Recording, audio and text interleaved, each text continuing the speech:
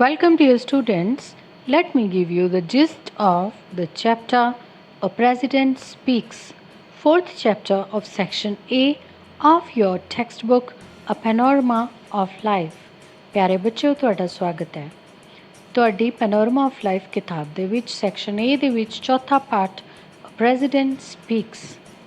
Dear students, this chapter is in fact an inspiring speech delivered by President APJ Abdul Kalam, born in 1931. He was a scholar and scientist of world renown, and he was born in Hyderabad. He is a human being with a keen perception and sensitivity to human want and suffering. तो प्यारे बच्चों, ये पाठ असल च एक speech है, एक भाषण है जो साडे हरमन प्यारे राष्ट्रपति डॉक्टर APJ अब्दुल कलाम जी ने दिता सी और उन्हों का जन्म 1931 ਦੇ ਵਿੱਚ ਹੋਇਆ ਸੀ। ਉਹ ਇੱਕ ਬਹੁਤ ਹੀ ਵਿਦਵਾਨ ਵਿਅਕਤੀ ਰਹੇ ਭਾਰਤ ਦੇ ਅਤੇ ਦੁਨੀਆ ਦੇ ਸਭ ਤੋਂ ਮਹਾਨ ਵਿਗਿਆਨਿਕਾਂ ਦੇ ਵਿੱਚ ਉਹਨਾਂ ਦਾ ਨਾਮ ਸ਼ਾਮਲ ਹੈ। ਉਹ ਇੱਕ ਬਹੁਤ ਹੀ ਵਧੀਆ ਇਨਸਾਨ ਸਨ ਜਿਨ੍ਹਾਂ ਕੋਲ ਕੀਨ ਪਰਸੈਪਸ਼ਨ ਸੀ। ਕਿਸੇ ਵੀ ਘਟਨਾ ਦੇ ਹੋਣ ਤੋਂ ਪਹਿਲਾਂ ਉਸ ਦਾ ਪੂਰਵਾਭਾਸ ਲਗਾ ਲੈਣਾ, ਪੂਰਵ ਅਨੁਮਾਨ ਲਾ ਲੈਣਾ, ਅਤੇ ਉਹਨਾਂ ਦੇ ਅੰਦਰ ਸੈਂਸਿਟੀਵਿਟੀ, ਸੰਵੇਦਨਸ਼ੀਲਤਾ ਬਹੁਤ ਜ਼ਿਆਦਾ ਸੀ। ਇਨਸਾਨਾਂ ਦੀਆਂ ਕੀ ਜ਼ਰੂਰਤਾਂ ਨੇ, ਕੀ ਦੁੱਖ ਨੇ, ਇਸ ਦੇ ਪ੍ਰਤੀ ਉਹ ਬਹੁਤ sensitive C. Various distinction and awards form the various milestones of his outstanding life. In 1997, he was awarded Bharat Ratna, the highest civilian honor of the country. ਤਾਂ ਅਬਦੁਲ ਕਲਾਮ ਜੀ ਇੰਨੇ ਮਹਾਨ ਸਨ ਕਿ ਅਵਾਰਡ ਉਹਨਾਂ ਦੇ ਅੱਗੇ ਛੋਟੇ ਸਨ। ਅਵਾਰਡਸ ਪੂਰੀ ਦੁਨੀਆ ਦੇ ਵਿੱਚ ਉਹਨਾਂ ਨੂੰ ਦਿੱਤੇ ਗਏ। 1997 ਦੇ ਵਿੱਚ ਉਹਨਾਂ ਨੂੰ ਭਾਰਤ ਦਾ ਸਭ ਤੋਂ ਵੱਡਾ ਰਾਸ਼ਟਰੀ ਸਨਮਾਨ ਮਿਲਿਆ, Bharat Ratna. His stay in Rashtrapati Bhavan is marked by a childlike indifference to conventions. It is interesting to note that his site on the internet is dedicated to Mother, Father, Teacher, and Almighty. One can learn a great deal from his other speeches too. ਤਾਂ ਸਭ ਤੋਂ ਵੱਡੀ ਖਾਸ ਗੱਲ ਕੀ ਹੈ ਕਿ ਅਬਦੁਲ ਕਲਾਮ ਜੀ ਜਦੋਂ ਰਾਸ਼ਟਰਪਤੀ ਸੀ, ਪੂਰਾ ਰਾਸ਼ਟਰਪਤੀ ਭਵਨ ਉਹਨਾਂ ਲਈ ਖੁੱਲ੍ਹਾ ਸੀ, ਪਰ ਉਹ ਸਿਰਫ ਇੱਕ ਕਮਰੇ ਤੱਕ ਸੀਮਿਤ ਰਹਿੰਦੇ ਸਨ। ਆਮ ਲੋਕ ਜਿਸ ਤਰ੍ਹਾਂ ਬਹੁਤ ਠਾਠ ਬਾਠ ਨਾਲ ਜੀਂਦੇ ਹਨ, ਉਸ ਦੇ ਉਲਟ ਉਹਨਾਂ ਨੇ ਇੱਕ ਬਹੁਤ ਹੀ ਸਾਦਾ ਜੀਵਨ ਜੀਆ। ਔਰ ਉਹਨਾਂ ਨੇ ਇੰਟਰਨੈਟ 'ਤੇ ਜੋ ਆਪਣੀ ਸਾਈਟ ਹੈ ਉਹ ਆਪਣੇ ਮਾਤਾ, ਪਿਤਾ, ਅਧਿਆਪਕ ਅਤੇ ਪਰਮਾਤਮਾ ਨੂੰ ਸਮਰਪਿਤ ਕੀਤੀ ਹੈ। ਉਹਨਾਂ ਦੀਆਂ ਗੱਲਾਂ ਅਤੇ ਉਹਨਾਂ ਦੀਆਂ ਭਾਸ਼ਣਾਂ ਤੋਂ ਤੁਸੀਂ ਬਹੁਤ ਕੁਝ ਸਿੱਖ ਸਕਦੇ ਹੋ। Dear students, I will not read the chapter word by word. I'll give you the gist of every paragraph, okay? So the first paragraph says that India has a glorious history. And Mr. Kalam says that he has three visions for India. He has said that India is so great that India has never attacked any other country. But from Alexander onwards, the Greek, the Turks, the Mughal, the Portuguese, the British, the French, the Dutch, all of them came and looted India, took over what was ours. Yet, India never attacked any of the nations till date. We have not conquered anyone because we know the value of freedom. So, his first vision is freedom. He believed that India got its first vision of this in 1857, when we started the first war of independence. It is this freedom that we must protect and nurture and build on. If we are not free, no one will respect us. So, Abdul Kalam ji ਆਪਣੇ 3000 ਸਾਲ ਦੇ ਭਾਰਤੀ ਇਤਿਹਾਸ ਦੇ ਉੱਤੇ ਮਾਣ ਕਰਦੇ ਹੋਏ ਕਹਿੰਦੇ ਹਨ ਕਿ ਸਾਡਾ 3000 ਸਾਲ ਦਾ ਇਤਿਹਾਸ ਗਵਾਹ ਹੈ ਕਿ ਅਸੀਂ ਕਦੇ ਕਿਸੇ ਦੇਸ਼ ਦੇ ਉੱਤੇ ਚੜ੍ਹਾਈ ਨਹੀਂ ਕੀਤੀ।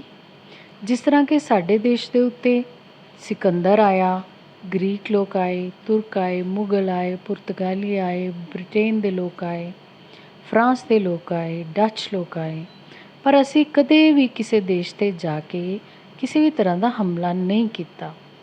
ਕਿਉਂਕਿ ਸਾਡੇ 'ਤੇ ਇੰਨੇ ਹਮਲੇ ਹੋਏ ਹਨ, ਇਸ ਲਈ ਸਾਨੂੰ ਆਜ਼ਾਦੀ ਦੀ ਕੀਮਤ ਪਤਾ ਹੈ। ਇਸ ਲਈ ਭਾਰਤ ਕਦੇ ਵੀ ਕਿਸੇ ਦੇਸ਼ ਦੀ ਆਜ਼ਾਦੀ ਛੀਨ ਕੇ ਉਸ 'ਤੇ ਕਬਜ਼ਾ ਨਹੀਂ ਕਰਦਾ। ਨਾ ਹੀ ਭਾਰਤ ਨੇ ਅੱਜ ਤੱਕ ਅਜਿਹਾ ਕੀਤਾ ਹੈ, ਨਾ ਹੀ ਕਰੇਗਾ।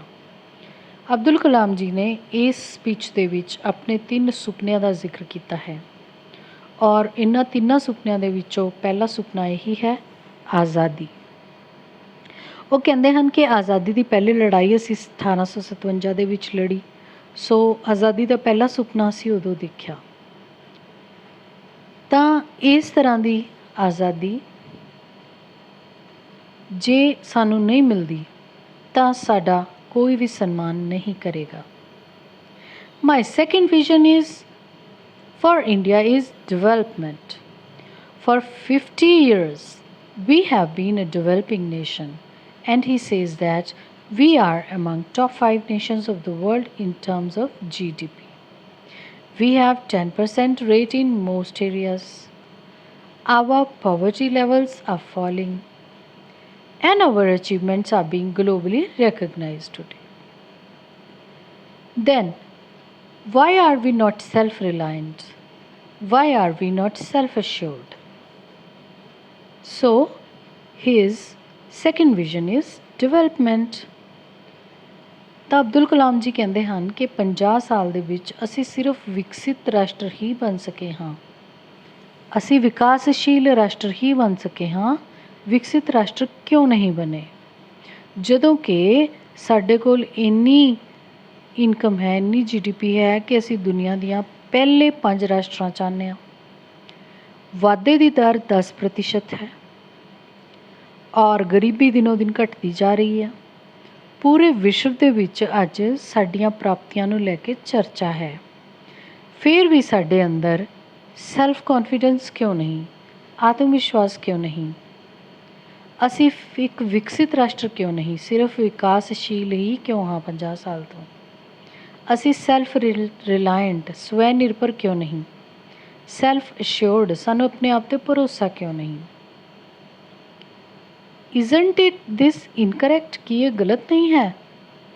So he tells that he has a third vision. India must stand up to the world because he believed that unless India stands up to the world, no one will respect us. So उन्होंने अपना तीसरा सुपना दसिया कि भारत ਨੂੰ ਵਿਸ਼ਵ ਦੇ ਸਾਹਮਣੇ ਖੜੇ ਹੋਣਾ ਚਾਹੀਦਾ ਹੈ ਆਪਣੇ ਪੈਰਾਂ 'ਤੇ ਸਵੈ ਨਿਰਭਰ ਬਣ ਕੇ। ਔਰ ਉਹਨਾਂ ਨੇ ਕਿਹਾ ਸੀ ਕਿ ਜਿੰਨੀ ਦੇਰ ਭਾਰਤ ਆਪਣੇ ਪੈਰਾਂ 'ਤੇ ਖੜੇ ਹੋ ਕੇ ਸਵੈ ਨਿਰਭਰ ਨਹੀਂ ਹੋਏਗਾ, ਓਨੀ ਦੇਰ ਦੁਨੀਆ ਸਾਡਾ ਸਨਮਾਨ ਨਹੀਂ ਕਰੇਗੀ।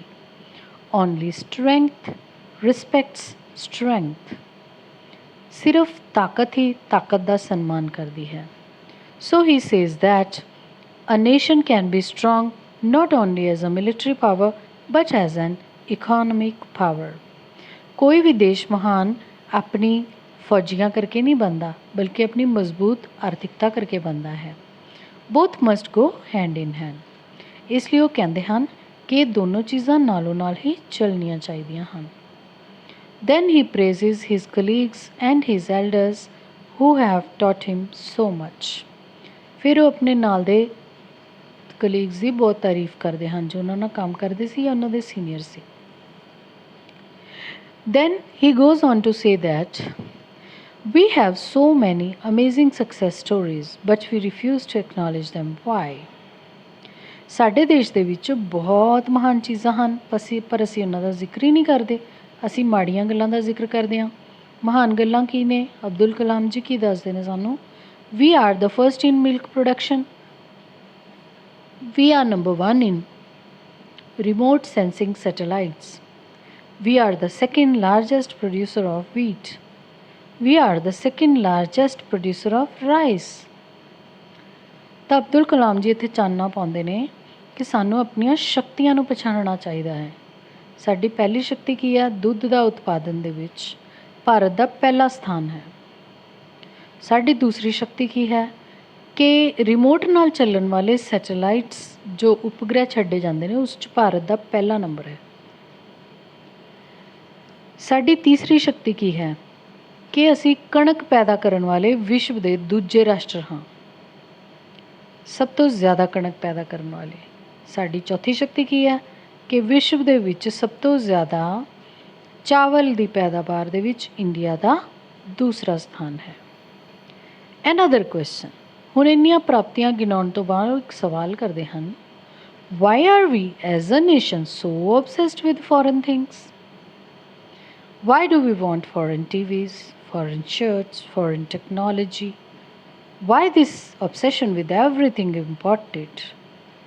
Do you not realize and self-respect comes with self-reliance?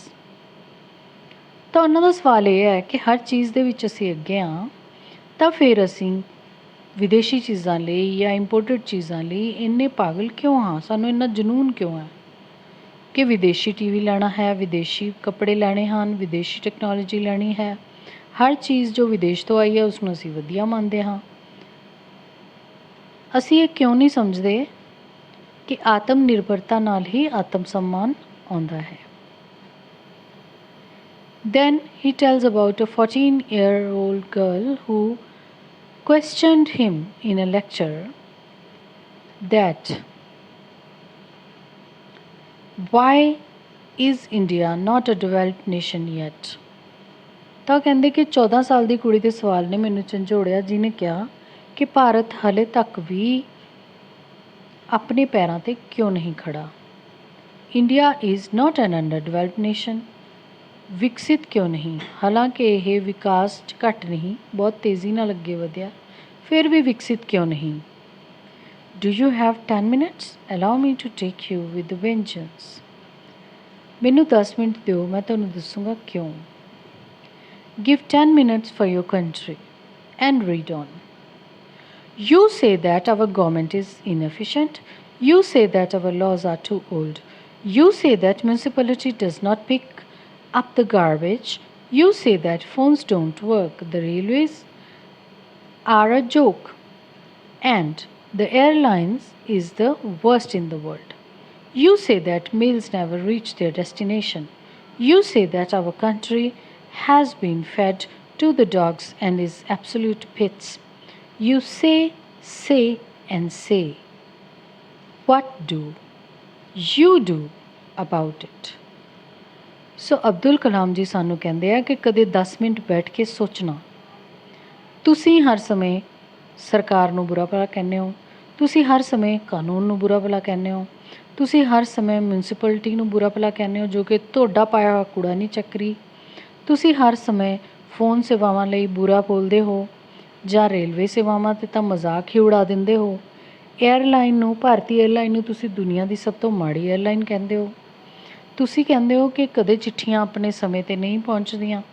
ਤੁਸੀਂ ਕਹਿੰਦੇ ਹੋ ਕਿ ਦੇਸ਼ ਦਾ ਕੁੱਤਿਆਂ ਨੂੰ ਰੋਟੀ ਖਵਾਉਣ ਵਾਲਾ ਦੇਸ਼ ਹੈ। ਤੁਸੀਂ ਕਹਿੰਦੇ ਹੋ। ਤੁਸੀਂ ਇਸ ਬਾਰੇ ਕੀ ਕਰਦੇ ਹੋ? ਸੋ ਇੱਥੇ ਅਬਦੁਲ ਕਲਾਮ ਜੀ ਇੱਕ ਖਾਸ ਗੱਲ ਕਰਦੇ ਆ। Take a person on his way to Singapore. When you go to Singapore and you walk out of the airport, you are at your international best. In Singapore, you don't throw litter on the roads or eat in the stores. ਤਾਂ ਸਾਨੂੰ ਪੁੱਛਦੇ ਹਨ ਕਿ ਮੰਨ ਲਓ ਤੁਸੀਂ ਹੀ Singapore ਗਏ, ਉੱਥੇ ਜਾਂਦੇ ਹੀ ਤੁਸੀਂ ਇੰਨੇ ਸਿਆਣੇ ਕਿਵੇਂ ਬਣ ਜਾਂਦੇ ਹੋ? ਤੁਸੀਂ ਸਿੰਗਾਪੁਰ ਜਾਂਦੇ ਹੀ ਸੜਕਾਂ 'ਤੇ ਕੂੜਾ ਸਿੱਟਣਾ ਛੱਡ ਦਿੰਦੇ ਹੋ, ਤੁਸੀਂ ਸਟੋਰਸ ਦੇ ਵਿੱਚ ਖਾਣਾ ਛੱਡ ਦਿੰਦੇ ਹੋ। You are as proud as their underground links as they are. You pay $5 to drive through orchard road between 5 PM and 8 PM। ਤਾਂ ਤੁਸੀਂ ਇੱਕ ਸੜਕ 'ਤੇ ਜਾਣ ਲਈ 5 ਵਜੇ ਤੋਂ ਲੈ ਕੇ 8 ਵਜੇ ਤੱਕ $5 ਵੀ ਪੇ ਕਰ ਦਿੰਦੇ ਹੋ, ਕੁਛ ਨਹੀਂ ਬੋਲਦੇ। ਤੁਸੀਂ ਉਹਨਾਂ ਦੇ ਅੰਡਰਗਰਾਊਂਡ ਲਿੰਕਸ ਦੀ ਬਹੁਤ ਤਾਰੀਫ ਕਰਦੇ ਹੋ। ਤੁਸੀਂ ਖੁਦ ਹੀ ਉੱਥੇ ਗੰਦ ਨਹੀਂ ਪਾਉਂਦੇ, ਖੁਦ ਹੀ ਫਿਰ ਉਹਨਾਂ ਦੀ ਸਫਾਈ ਦੀ ਤਾਰੀਫ ਕਰਦੇ ਹੋ। You come back to the parking lot. Here you once again follow the rules. In Singapore you don't say anything like your status or your ਰਿਚਿਸ। Bharat ਦੇ ਵਿੱਚ ਤੁਹਾਨੂੰ ਕੋਈ ਫੜਦਾ ਹੈ ਜਾਂ ਕੋਈ ਪਾਰਕਿੰਗ ਲਈ ਟਿਕਟ ਦੀ ਗੱਲ ਕਰਦਾ ਹੈ ਤਾਂ ਤੁਸੀਂ ਆਪਣਾ ਵੜਪਨ ਦਿਖਾਉਣ ਦੀ ਕੋਸ਼ਿਸ਼ ਕਰਦੇ ਹੋ, ਉਸ 'ਤੇ ਹਾਵੀ ਹੋਣ ਦੀ ਕੋਸ਼ਿਸ਼ ਕਰਦੇ ਹੋ। ਪਰ ਸਿੰਗਾਪੁਰ 'ਚ ਜਾ ਕੇ ਤੁਸੀਂ ਇਸ ਤਰ੍ਹਾਂ ਨਹੀਂ ਕਰਦੇ।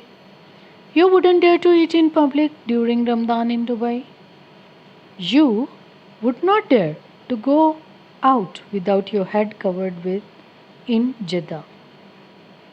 You would not dare to buy an employee of the telephone exchange in London at £10 a month too.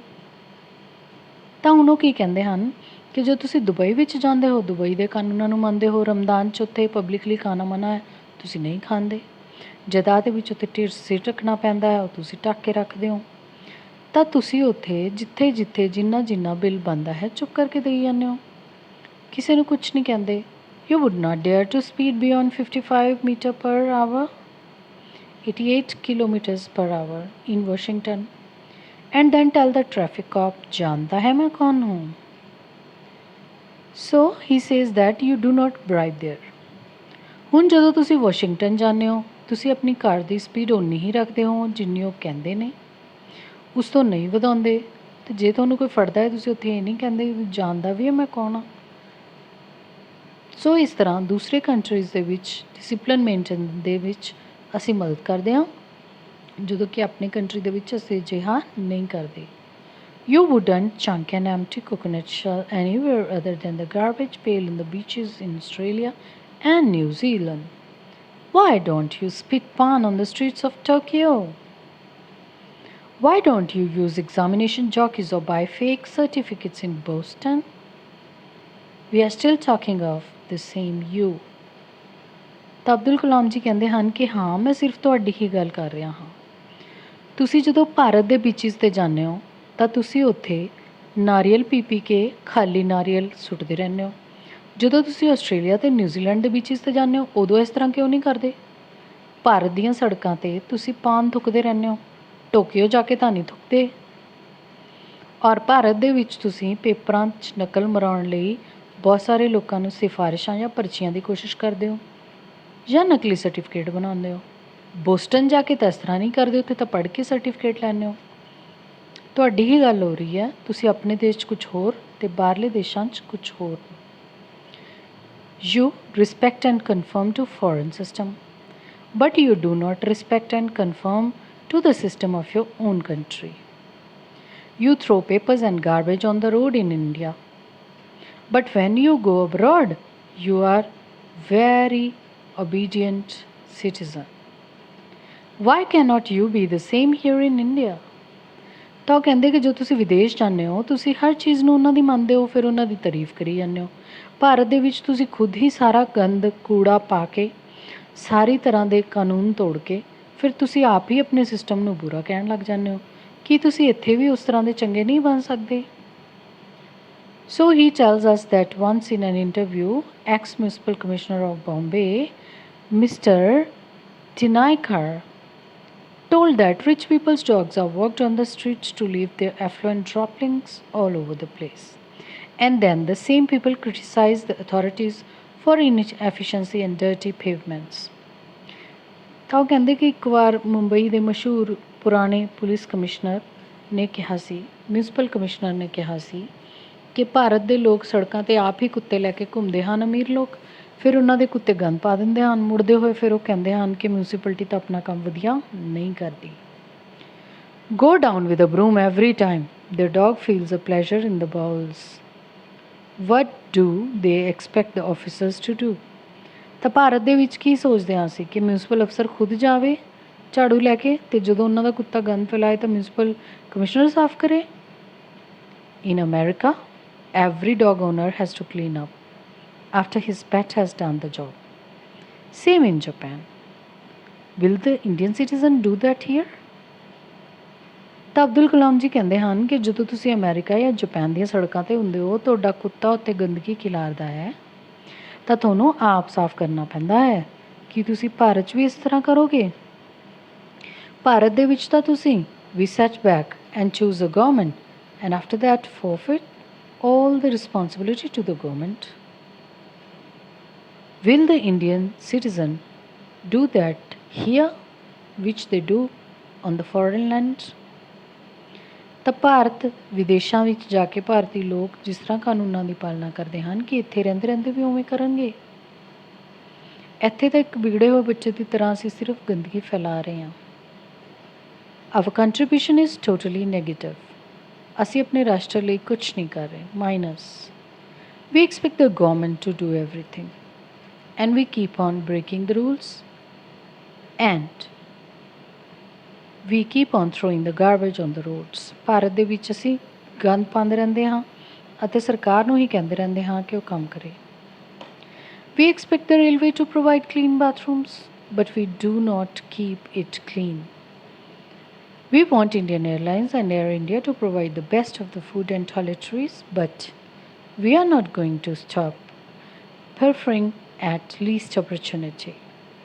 ਸੋ ਅਸੀਂ ਰੇਲਵੇ ਲਾਈਨ 'ਤੇ ਜਾਂ ਏਅਰਪੋਰਟ ਦੇ ਵਿੱਚ ਸਾਰੇ ਕਿਤੇ ਸਫਾਈ ਚਾਹੁੰਦੇ ਹਾਂ, ਖਾਣਾ, ਬਾਥਰੂਮ, ਪਰ ਅਸੀਂ ਖੁਦ ਉਸ ਨੂੰ ਸਾਫ਼ ਰੱਖਣ 'ਚ ਕੋਈ ਮਦਦ ਨਹੀਂ ਕਰਦੇ। Now coming to the burning social issues, women, dowry, girl child and other issues. We make many speeches, but actually we keep on doing all these things in our life। ਖਾਸ ਮੁੱਦਿਆਂ ਬਾਰੇ ਵੀ ਅਸੀਂ ਭਾਸ਼ਣ ਤਾਂ ਬਹੁਤ ਦਿੰਦੇ ਹਾਂ ਪਰ ਜ਼ਿੰਦਗੀ 'ਚ ਇਸ ਤੋਂ ਉਲਟੀ ਕਰਦੇ ਹਾਂ। So who is going to change the system? What does the system consist of? Very conveniently, it consists of our neighbors, our households, other cities, other communities and other governments, but definitely not me and you। ਭਾਰਤੀਆਂ ਦੀ ਤਰਾਸਦੀ ਇਹੀ ਹੈ ਕਿ ਭਾਰਤੀ ਸੋਚਦੇ ਨੇ ਸਮਾਜ ਜਾਂ system ਦੂਸਰੇ ਲੋਕਾਂ, ਗੁਆਂਢੀਆਂ ਜਾਂ ਦੂਸਰੀਆਂ ਕਮਿਊਨਿਟੀਜ਼, ਦੂਸਰੇ ਸਮੁਦਾਇ ਜਾਂ ਦੂਸਰੀ ਗੌਰਮੈਂਟ ਦੁਆਰਾ ਬਣਦਾ ਹੈ। ਇੱਕ ਭਾਰਤੀ ਇਹ ਸੋਚਦਾ ਹੀ ਨਹੀਂ ਕਿ ਉਹ ਖੁਦ ਵੀ ਸਮਾਜ ਹੈ ਅਤੇ ਖੁਦ ਵੀ ਇਸ ਦਾ ਹਿੱਸਾ ਹੈ। So we should give a positive contribution. ਤਾਂ ਕਹਿੰਦੇ ਹਨ ਕਿ ਭਾਰਤ ਨੂੰ ਸਾਫ਼ ਅਤੇ ਵਧੀਆ ਰੱਖਣ 'ਚ ਅਤੇ ਅਨੁਸ਼ਾਸਿਤ ਰੱਖਣ 'ਚ ਸਾਨੂੰ ਆਪਣਾ ਯੋਗਦਾਨ ਪਾਉਣਾ ਚਾਹੀਦਾ ਹੈ। Like lazy cowards hounded by our fears, we run to America to bask in their glory and praise their system. When New York becomes insecure, we run to England. When England experiences unemployment, we take the next flight to the Gulf. When Gulf is war-struck, we demand to be rescued and brought home by the Indian government. Everybody is out to abuse and rape the country. Nobody thinks of feeding the system. Our conscience is mortgaged to money। ਬਹੁਤ ਹੀ important ਗੱਲ ਇਸ paragraph ਦੇ ਵਿੱਚ ਅਬਦੁਲ ਕਲਾਮ ਜੀ ਕਹਿੰਦੇ ਹਨ ਕਿ ਜਦੋਂ ਸਾਨੂੰ ਆਪਣੇ ਦੇਸ਼ ਦੇ ਵਿੱਚ ਸਾਡੀ ਸੁਸਤੀ ਕਰਕੇ ਕੋਈ ਕੰਮ ਨਹੀਂ ਮਿਲਦਾ ਤਾਂ ਅਸੀਂ ਅਮਰੀਕਾ ਨੂੰ ਭੱਜਦੇ ਹਾਂ ਤਾਂ ਕਿ ਉਹਨਾਂ ਦੀ ਸ਼ਾਨ ਦਾ ਆਨੰਦ ਲੈ ਸਕੀਏ ਅਤੇ ਉਹਨਾਂ ਦੇ ਸਿਸਟਮ ਦੀ ਤਾਰੀਫ ਕਰ ਸਕੀਏ। ਜਦੋਂ ਕਿ ਭਾਰਤ ਦਾ ਸਿਸਟਮ ਅਸੀਂ ਆਪ ਹੀ ਆਪਣੀ ਸੁਸਤੀ ਅਤੇ ਬੇਰੁਜ਼ਗਾਰੀ ਨਾਲ ਖਰਾਬ ਕਰਦੇ ਹਾਂ। ਫਿਰ ਉਹ ਕਹਿੰਦੇ ਹਨ ਕਿ ਜਦੋਂ ਨਿਊਯਾਰਕ 'ਚ ਅਸੀਂ ਆਪਣੇ ਆਪ ਨੂੰ ਅਸੁਰੱਖਿਅਤ ਮਹਿਸੂਸ ਕਰਦੇ ਹਾਂ ਅਸੀਂ ਇੰਗਲੈਂਡ ਭੱਜ ਜਾਂਦੇ ਹਾਂ। ਜਦੋਂ ਇੰਗਲੈਂਡ ਦੇ ਵਿੱਚ ਸਾਨੂੰ ਉੱਥੇ ਬੇਰੁਜ਼ਗਾਰੀ ਮਿਲਦੀ ਹੈ ਫਿਰ ਅਸੀਂ ਖਾੜੀ ਵੱਲ ਨੂੰ ਭੱਜ ਲੈਂਦੇ ਹਾਂ। ਜਦੋਂ ਖਾੜੀ ਦੇ ਵਿੱਚ ਯੁੱਧ ਸ਼ੁਰੂ ਹੋ ਜਾਂਦਾ ਹੈ ਤਾਂ ਫਿਰ ਅਸੀਂ ਭਾਰਤੀ ਗੌਰਮੈਂਟ ਨੂੰ ਕੀ ਕਹਿੰਦੇ ਹਾਂ, ਸਾਨੂੰ ਬਚਾਓ ਅਤੇ ਭਾਰਤ ਵਾਪਸ ਲੈ ਕੇ ਆਓ। ਸੋ ਕੰਮ ਕਰਨ, ਤਾਰੀਫਾਂ ਕਰਨ ਅਸੀਂ ਦੂਜੇ ਦੇਸ਼ਾਂ ਨੂੰ ਭੱਜਦੇ ਹਾਂ ਅਤੇ ਮੁਸੀਬਤ ਵੇਲੇ ਅਸੀਂ ਆਪਣੇ ਦੇਸ਼ ਵੱਲ ਨੂੰ ਭੱਜਦੇ ਹਾਂ। ਤਾਂ ਉਹ ਕਹਿੰਦੇ ਹਨ ਕਿ ਹਰ ਕੋਈ ਭਾਰਤ ਰਾਸ਼ਟਰ ਦਾ ਅਪਮਾਨ ਕਰ ਰਿਹਾ ਹੈ ਔਰ ਅਸੀਂ ਆਪਣੇ ਸਿਸਟਮ ਨੂੰ ਵਧੀਆ ਬਣਾਉਣ ਲਈ ਕੁਛ ਨਹੀਂ ਕਰਦੇ। ਅਸੀਂ ਆਪਣੀ ਆਤਮਾ ਦੌਲਤ ਦੇ ਹੱਥ ਨੀਲਾਮ ਕਰ ਦਿੱਤੀ ਹੈ। Dear students, listen carefully. Now, what is the message that is given by Dr. APJ Abdul Kalam? Dear Indians, the article is highly thought inductive. It calls for a great deal of introspection and pricks one's conscience too. I am echoing J.F. Kennedy's words to this, his fellow Americans to relate to Indians। ਹੁਣ ਅਬਦੁਲ ਕਲਾਮ ਜੀ ਦੁਆਰਾ ਇਹ ਸੰਦੇਸ਼ ਹੈ ਕਿ ਸਾਨੂੰ introspection ਕਰਨੀ ਚਾਹੀਦੀ ਹੈ, ਅੰਤਰ ਝਾਤ ਮਾਰਨੀ ਚਾਹੀਦੀ ਹੈ ਅਤੇ ਆਪਣੀ ਆਤਮਾ ਦੀ ਆਵਾਜ਼ ਸੁਣਨੀ ਚਾਹੀਦੀ ਹੈ। ਉਹਨਾਂ ਨੇ ਜੌਨ ਐਫ ਕੈਨੇਡੀ ਦੇ ਕੁਝ ਸ਼ਬਦ ਸਾਡੇ ਸਾਹਮਣੇ ਰੱਖੇ ਜੋ ਕਿ ਉਹਨਾਂ ਨੇ ਆਪਣੇ ਅਮਰੀਕੀ ਸਾਥੀਆਂ ਨੂੰ ਕਹੇ ਸੀ। Ask what we can do for India and do what has to be done to make India what America and other Western countries are today. Let's do what India needs from us। ਇਸ ਲਈ ਪੂਰੇ ਦੇ ਪੂਰੇ ਭਾਸ਼ਣ ਦੇ ਵਿੱਚ ਅਬਦੁਲ ਕਲਾਮ ਜੀ ਸਾਨੂੰ ਇਹੀ ਸੰਦੇਸ਼ ਦਿੰਦੇ ਹਨ, ਇਹ ਨਾ ਸੋਚੋ ਕਿ ਭਾਰਤ ਮੇਰੇ ਲਈ ਕੀ ਕਰੂਗਾ, ਇਹ ਸੋਚੋ ਕਿ ਮੈਂ ਭਾਰਤ ਲਈ ਕੀ ਕਰ ਸਕਦਾ ਹਾਂ। ਮੇਰੇ ਰਾਸ਼ਟਰ ਨੂੰ ਅਮਰੀਕਾ ਅਤੇ ਦੂਸਰੇ ਪੱਛਮੀ ਰਾਸ਼ਟਰਾਂ ਵਰਗਾ ਮਹਾਨ ਬਣਾਉਣ ਦੇ ਲਈ ਮੈਨੂੰ ਕੀ ਕਰਨਾ ਚਾਹੀਦਾ ਹੈ। ਆਓ ਅਸੀਂ ਸਭ ਉਹੀ ਕਰੀਏ ਜੋ ਸਾਨੂੰ ਆਪਣੇ ਭਾਰਤ ਲਈ ਕਰਨਾ ਚਾਹੀਦਾ ਹੈ। So my dear students, hope you enjoyed the chapter and try to make notes and try to revise the main points that have been discussed in the chapter. For example, the three visions of Dr. APJ Abdul Kalam, position of India in milk production, position of India in remote sensing satellites, position of India in case of production of wheat, position of India in case of production of rice, and also make notes about our behavior in India and our behavior when we are in other countries. And what is the message of the entire chapter? I hope you liked the session. Thank you so much. Have a nice time.